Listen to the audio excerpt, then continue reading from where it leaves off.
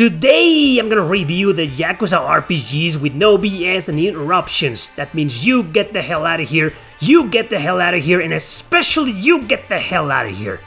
So are you guys ready? Then let's begin! This is the 7th title in the Yakuza series known in Japan as the Like a Dragon series. Well, that's confusing. The subtitle for this one is meant to symbolize a brand new arc, since all the previous games follow the same protagonist and his journey. From now on, I think, all games will be called Like a Dragon and not Yakuza. Anyway, this is about Ichiban Kasuga, a humble and charismatic errand boy for a Yakuza family who takes the blame for a murder per request of his boss and ends up in jail. When he comes out, a long series of confusing and unfortunate events lead up to Kasuga teaming up with some shady allies to go after his ex-boss and Yakuza family. Listen, this is one of those games where the story is so hard to narrow down because a lot of things happen one after another, hence why it's basically an open world RPG with 3 cities at the center. However, the majority of the game will take place in Ijincho, Yokohama, a district pretty much run by a Japanese, a Chinese, and a Korean mafia.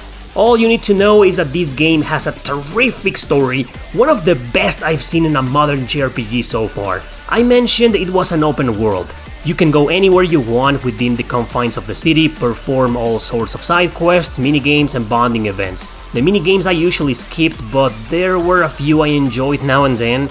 You explore in a very immersive way, so immersive there's no music.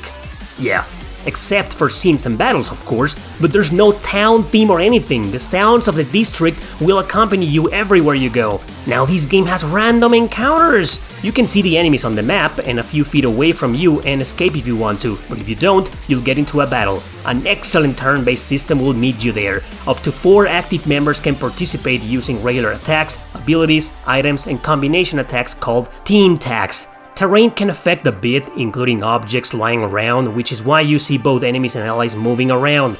It's still turn-based with no active waiting bar or anything like that, so don't worry, everyone has to wait for their turn. I love this combat, but there's a downside to it. No difficulty settings are there, which is fine, but it has some really nasty spikes, especially one on chapter 12, Legendary, which made the entire internet complain about it. My advice is to grind in the arena, so you'll get a lot of experience and some of the best equipment in the game. Still though, these types of spikes shouldn't exist in video games. Fortunately, despite those horrible spikes I mentioned, about 80% of the game is a cakewalk. I mean it, it's too easy and friendly for beginners. A job system is here, there's an office you go to change anyone's job. They will retain their level, but their stats will greatly decrease because of their job rank. It will go back to 1. They will also have to change their weapon to something different. Their outfit will also change. I only use this job system for one character. I'm not a fan of having my stats downgraded just for using it. Plus, to be honest, it feels somewhat irrelevant. Barely any difference in battle performance. The graphics are fantastic. You can clearly see Sega put a lot of money and effort into that. However, it falls short on several cutscenes with character expressions and movement being just plain weird. The music is decent, some catchy tunes here and there, but I wasn't the biggest fan of it as a whole. Overall, despite my aforementioned gripes, I still love this game. Story, characters and combat are the best part of it. This is a strongly recommended game even if you're not a fan of the series and haven't played a single one of them. And yes, it's okay to start with this one.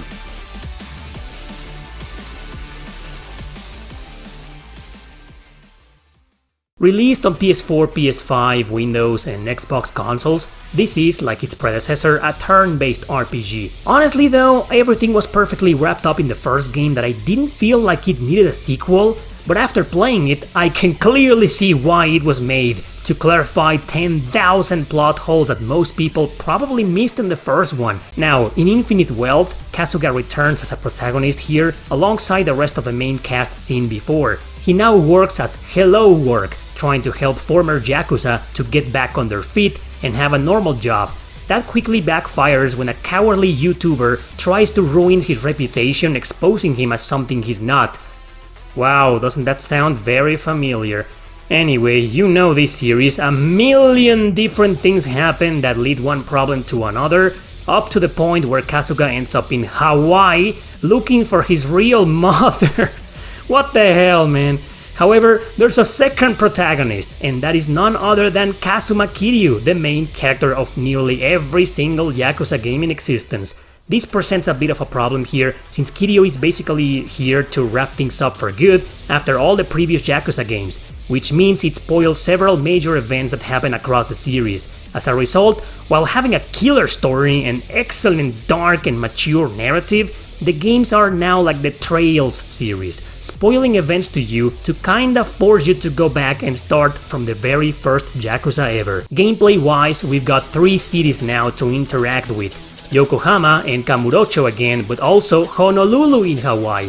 That's a very interesting place to hang out, I'm not gonna lie.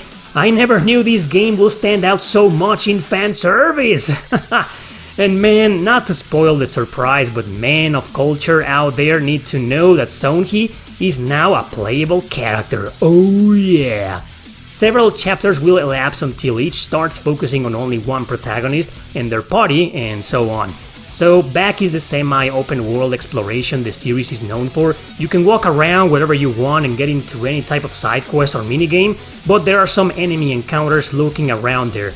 A small complaint I have here is that I felt this sequel had way more enemies walking around than the previous one. Honestly, it was a bit of a pain in the ass to freely explore because of them. Fortunately, once you're a bit above their level, you can just rush the battle to end in just a few seconds. But we'll get to the combat later. Shops, blacksmith, training dungeons, tons of side quests and minigames as I mentioned also return.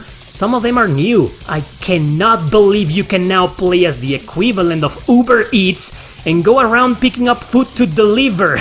It's crazy. And the controls aren't stellar here, but the minigame itself is extremely fun nonetheless. So yeah, the minigame magic the series is known for is back, improved, offering new fun things to do. And about the side quests, most of them involve dialogue, scenes, a battle, and character development, so it is very advised to do plenty of them. Just keep in mind, most of the ones on Kazuma's side are about his past from the previous games, and that's where most of the spoilers will come in. Music in this sequel is as good as in the first game, composed by several musicians. Some real bangers here and there that I love passionately, but most of the soundtrack is just techno, rock with some electronic beats and dubstep. Honestly, it wasn't my type of soundtrack. Some tracks of previous Yakuza games come back in the form of rearrangements here. The graphics are excellent. You can tell Sega and Ryogo Gataku put a lot of money and effort into them. Since the game's pretty immersive, barely any difference is there between most cutscenes and in-game visuals.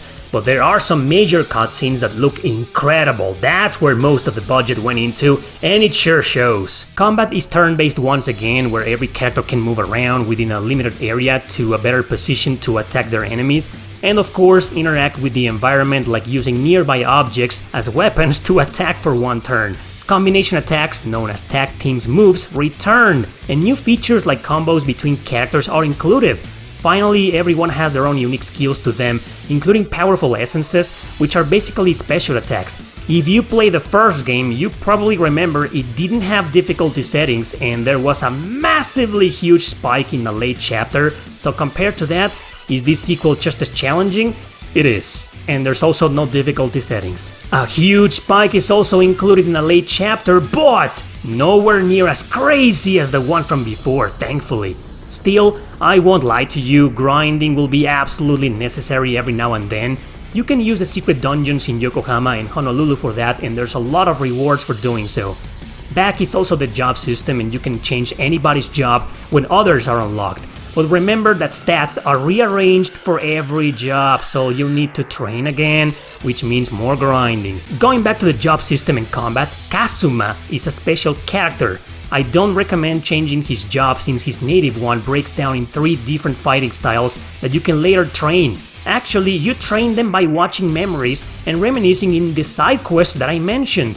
But yeah, each of these 3 styles has both ups and downs, but they can be extremely helpful against the right enemies, and you can change styles within every single turn.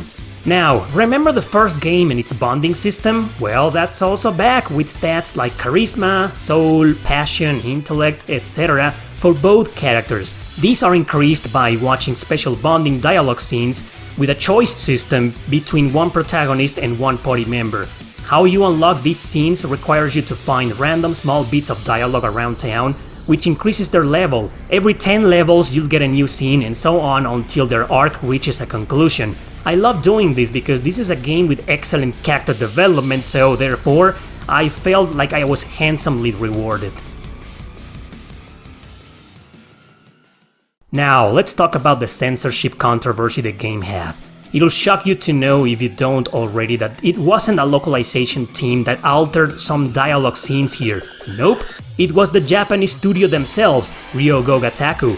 In a pretty interesting interview, the creator of the series, Masayoshi Yokoyama, responded to angry fans about the game being politically driven. There sure is some feminism implemented in some dialogue and some bizarre inclusion, so Masayoshi and his team got some heat for it. I found that weird since the series has always been known for focusing on the underground urban lifestyle of Japan, where a lot of minorities come into play. Yes, even in a country like that.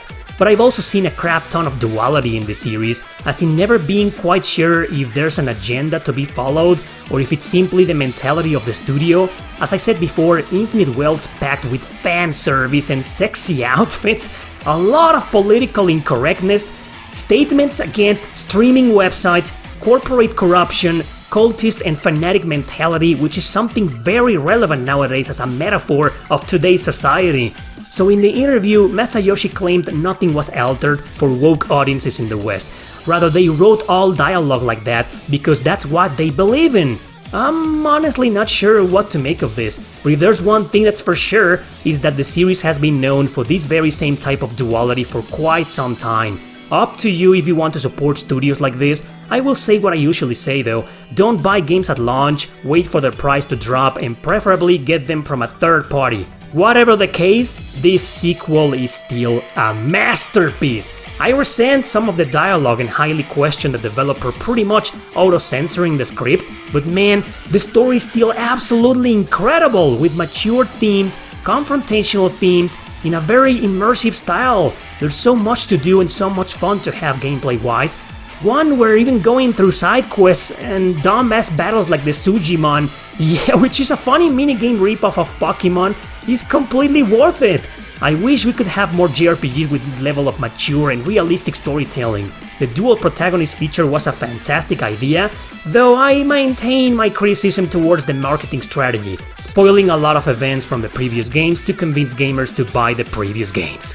Thanks for watching, don't forget to subscribe and share this video with your friends. See you next time!